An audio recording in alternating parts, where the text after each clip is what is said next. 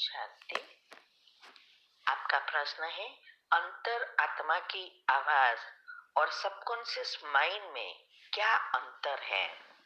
बाबा की टचिंग यही होती है? इसे मेडिटेशन से सुना जा सकता है? प्लीज क्लियर करें। उत्तर है, अंतर आत्मा का आवाज अर्थात आत्मा जो श्रेष्ठ है, शुद्ध है, वो आत्मा हमें कोई ना कोई इशारा देती है, टचिंग करवाती है। मगर वो तभी होता है जब आत्मा में शक्ति है और मन शांत है। तो सबकॉन्शियस माइंड में तो सब कुछ भरा है, अच्छा या बुरा, जो कुछ हमने किया है हर एक जन्म में सब भरा है, और वो आप कैसे खींचते हैं वो आपके ऊपर है। तो जब हम योग के प्रयोग करते हैं तब हमें टचिंग मिलती है। वो टचिंग शायद कभी हम योग में बैठे हैं तभी हमें कुछ ना कुछ पॉइंट सडनली बीच में आएगा, जब हम कंप्लीटली मन शांत में होते हैं तभी। इसीलिए और कभी कभी हम किस चीज पर हम मंथन कर रहे हैं या कोई टॉपिक पर विचार कर रहे हैं या कभी कोई चीज के लिए हम उसके पीछे पड़ते हैं तो उसकी टचिंग मिलती है। जैसे मैं एक मेरा अनुभव सुनाऊं। जब हम पहली बार लंदन गए थे मेरी बच्ची की डिलीवरी के टाइम पर, और वो प्रेग्नेंट थी, तो उस शाम को हम रोज वॉक कराने ले जाते थे। लेकिन हमारा लक्ष्य यही था कि कैसे बाबा का ज्ञान सरल भाषा में सबको समझाए और कैसे इस लंदन में सेवा शुरू करें। देखो बाबा क्या करवाता है। तो ऐसे करते करते हम रोज चिंतन करते रहते हैं, मंथन करते थे कि ऐसे समझाए। एक दिन सडनली भक्ति, ज्ञान और वैराग्य का हम चिंतन कर रहे थे और रास्ते में ही हमें ये सडनली आ गया कि जैसे मैं किसी को सिखा रही हूँ कि भक्ति एलोपैथी दवा है, ज्ञान होम्योपैथी दवा है। ये जो सारा टॉपिक मैं कभी कभी आपको ये क्वेश्चन आंसर में भी समझाया है, वो टॉपिक वहां मुझे फर्स्ट टाइम याद आया कि कैसे समझाना है।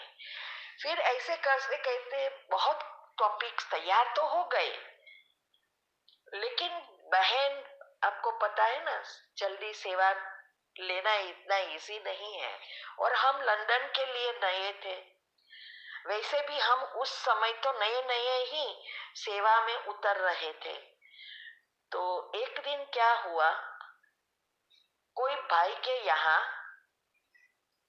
सत्संग मना ये योग रखा था, और योग रखा था तो वहाँ समर टाइम होता है जब ठंडी बहुत नहीं होती है, तो हर संडे लोग ये रखते हैं और फिर ब्रह्मा भोजन होता है। अभी उस दिन बहन पीछे से आने वाले थे लेक्चर के लिए, और बोले कि सबको साथ इकट्ठा करना 5 बजे और मैं आऊंगी 6 बजे। 6 हो गया, 6:15 हो गया, बहन या कोई भी आ नहीं सके और सब आ गए थे, योग करते थे। अभी उसमें से एक बहन थी जिसके साथ मुझे बहुत जगह पे जाना हुआ था। वैसे ही उसके साथ कहाँ ना कहाँ सेवा के लिए कि कुछ करना है तो चलो कुसुम बेन, मैं आपको छोड़ ले जाती हूँ, फिर घर पे छोड़ जाऊंगी, क्योंकि वो हमें लिफ्ट देती थी वहां।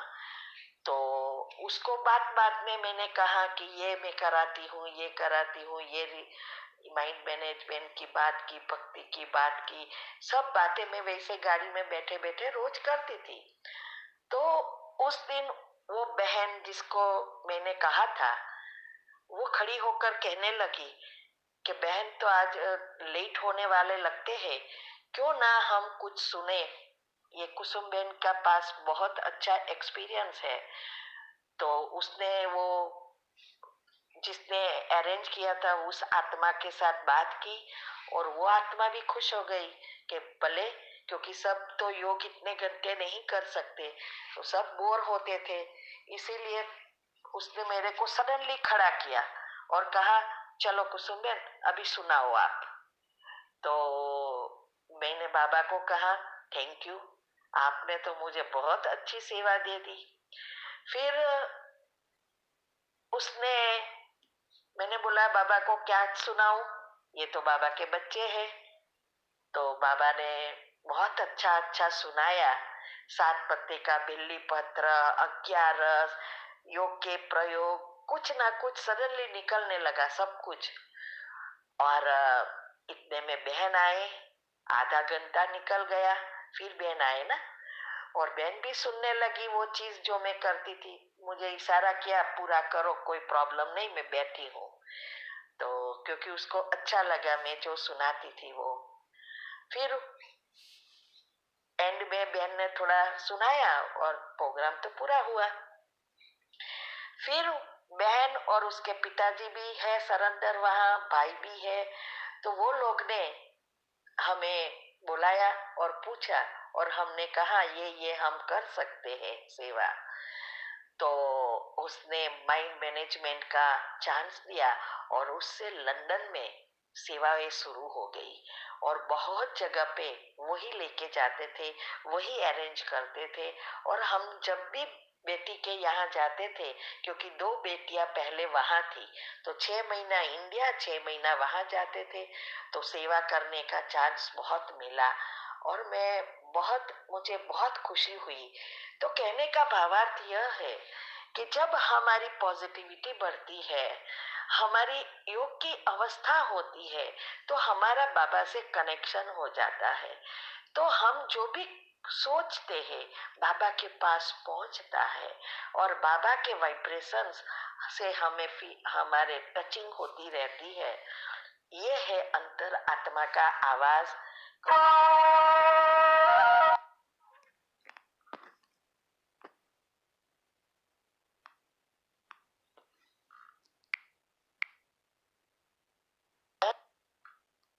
अनुसार भी कहते हैं कि जो चीज का आप ये योग का प्रयोग हम कहते हैं, वो कहते हैं कि जो सफलता प्राप्त करने के लिए मेडिटेशन हम करते हैं, तो उसमें कोई ना कोई रीति से आपको टचिंग मिलेगी और उस अनुसार आपको आगे करते रहना है। तो हर दफा योग के प्रयोग में हम यही करते हैं, एक ही तरह की चीज नहीं होती है। फिर एक पूरा हुआ, उसमें टचिंग आती है तो दूसरा पार्ट शुरू करना होता है, फिर टचिंग आती है, तीसरा करना होता है। तो ऐसे ये सब अवस्था बनाने के लिए ही जरूरी है कितना ज्ञान की गहराई में आप जाते हो और कितना अंदर पॉजिटिव डालते हो, उसके हिसाब से ही हमारी अवस्था ऐसी बनती है जैसे विचार किया और वो अंदर से बाहर आना शुरू हो गया। और इसीलिए साइंस भी कहते हैं कि जो मेडिटेशन करते हैं उसके विचारों पर पूरा कंट्रोल आ जाता है, पॉजिटिविटी नेचुरल आ जाती है। इसीलिए वो जब चाहे, जितना समय चाहे, जैसे चाहे वैसे विचार चलाकर समस्या का समाधान भी कर सकते हैं और सफलता भी प्राप्त कर सकते हैं। और इसीलिए सबको ये जो हम टॉपिक सब भेज रहे हैं यूट्यूब पर रखा है, ये प्रश्न उत्तर है, बहुत गहराई वाले होते हैं। आप सब सुनो, समझो और धारण करो, तब आप देखेंगे। सिर्फ 6 महीना करके देखो, आप कहाँ ना कहाँ पहुंच जाएंगे। बहुत जगह पे फाफा मत मारो या कंफ्यूज मत हो वो, और हमेशा यही नशा रखो कि मैं बहुत श्रेष्ठ योगी आत्मा हूँ। तो बहुत हो गया, बहुत लंबा कर दिया, बाद में कभी देखेंगे। लेकिन ये सब चीजें मैंने YouTube पर रखी है। आप करो तो आप भी सेवा के लायक बनेंगे और बाबा आपको सेवा के चांसेस देंगे। यही मैंने देखा। अभी देखो, हमें सेवा के लिए बुद्धि, पहले तो बाबा ने दिव्य बनाई, हाँ? फिर सेवा के लायक बनाया, फिर सेवा के निमित्त बनाया और घर बैठा सेवा दे दी। साथ साथ हमें सब सुविधाएं दे दी। इसीलिए मैंने अनुभव में भी बताया था कि एक साइड पर हमें इतनी लग्जरियस सब कुछ लाइफ दे दी, इतना आगे बढ़ाया लौकिक में कि कभी किसी को छोड़ने का मन ही ना हो, और दूसरी तरफ कहते रहे आपके पास सब कुछ है, 2 रोटी खाने के लिए है, तो सब कुछ छोड़ मेरी सेवा में लग जाओ। अभी देखो कितना बड़ा पेपर है।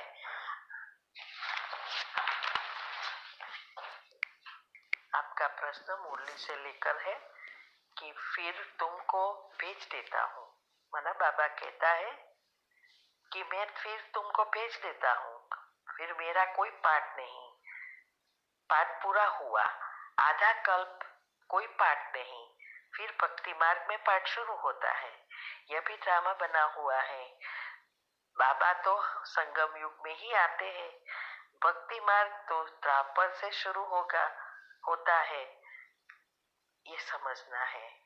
उत्तर है, बाबा का कहने का भावार्थ यह है कि इस संगम युग पर बाबा आकर हमें श्रीमत देकर, पढ़ाकर स्वर्ग के लायक बनाता है, फिर से आत्मा को शक्तिशाली बनाता है, फिर हम सबको वापिस घर ले जाता है और नई दुनिया में भेजता है। माना हम वापिस उसके लायक बनकर चले जाते हैं।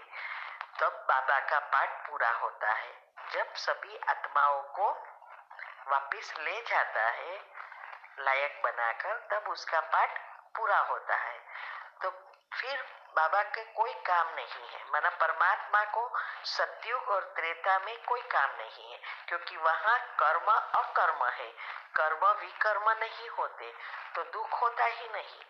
जो कुछ जो आत्मा ने संगम युग पर भरा है, वही वो बैठे बैठे खाता है।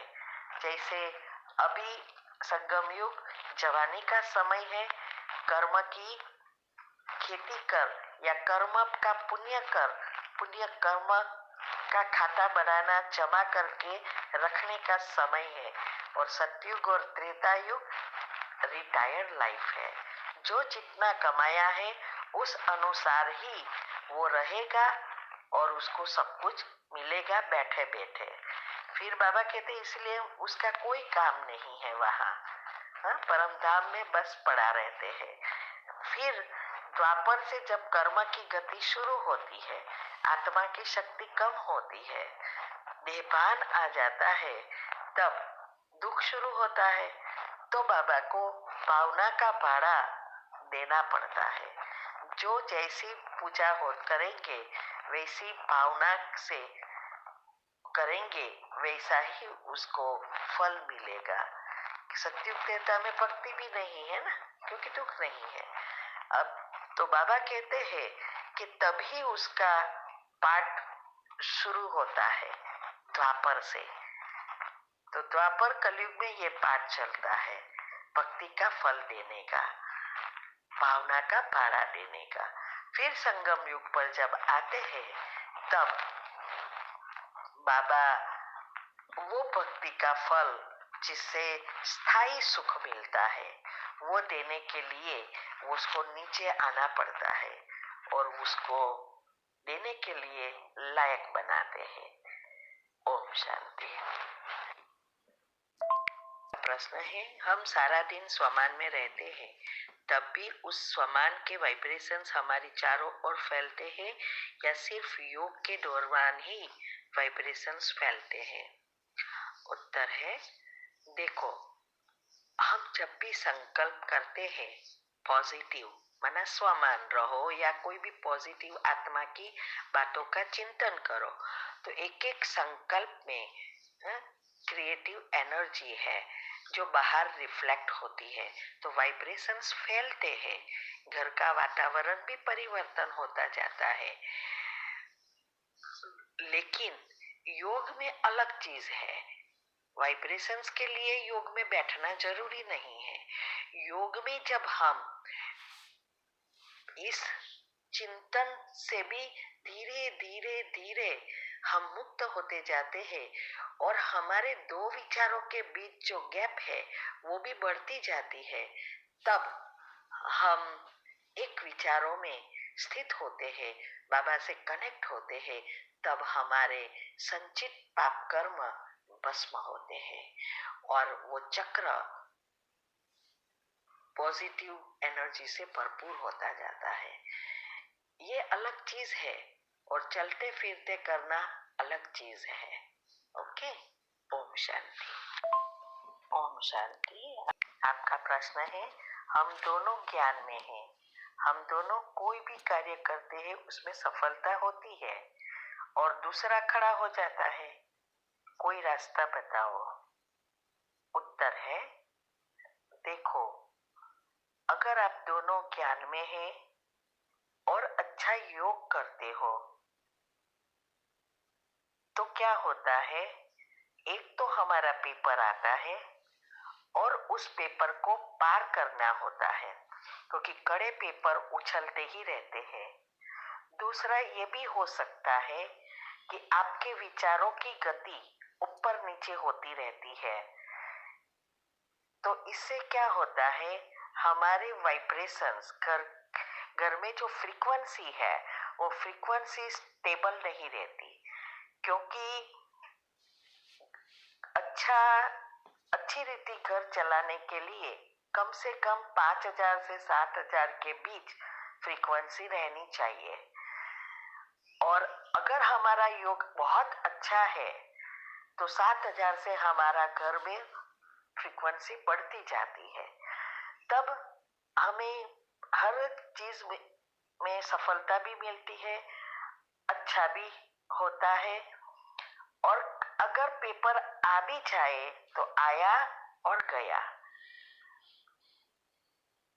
परंतु अगर हमें घड़ी घड़ी ऐसा होता है तो नेगेटिव विचारों की धारा अगर जाती है तो फ्रीक्वेंसी कम हो जाती है, तो बहुत प्रॉब्लम आते ही रहते हैं और इससे हम तंग होकर और ही संकल्प चलाते हैं। इसीलिए महत्व की चीज यह है कि हम जो तीव्र पुरुषार्थ में भेजते हैं, अभी ही शुरू किया है, अपनी दिनचर्या और मनचर्या सेट करने के लिए, और साथ साथ सभी एक प्रकार के विचार करें, संकल्प चलाए, तो हम सभी को फायदा होता है, क्योंकि इसमें कई आत्माएं कम पुरुषार्थी है, कई आत्माएं तीव्र पुरुषार्थी है। तो अगर सबकी एक संकल्प चले तो सबको फायदा होगा। इसीलिए बहुत जरूरी है, तीव्र पुरुषार्थ की दिनचर्या मनचर्या सेट करी हुई है, उसको फॉलो करना है। उससे हमारे घर की फ्रीक्वेंसी बहुत अच्छी हो जाएगी और सारे विश्व में भी इसकी एनर्जी अच्छी फैलेगी, तो जल्दी जल्दी पॉजिटिव एनर्जी से बढ़ता जाएगा और हमारा बाबा का कार्य भी संपन्न होगा और हम खुद भी आगे नंबर में आने के लायक बनेंगे। और दूसरी मैंने दिनचर्या जो भेजी है, जो हम खुद करते हैं, वो आप चेक करो और वो दिनचर्या अपने अनुसार सेट करो। इससे ही हमारा घर का वाइब्रेशंस पावरफुल होता जाएगा और हम सभी प्रॉब्लम से मुक्त होते जाएंगे। आएगा भी, लेकिन लगेगा नहीं आया, योग का प्रयोग किया, सफलता मिली, फिनिश कर दिया, फुल स्टॉप लग गया, साथ में पुण्य भी भरा। ये हमें करना है, यही है पुरुषार्थ। तो आप चेक करो उसके अनुसार कि आप में क्या क्या खामी है, क्या क्या चेंज करना है और उस हिसाब से पुरुषार्थ करो। ओम शांति।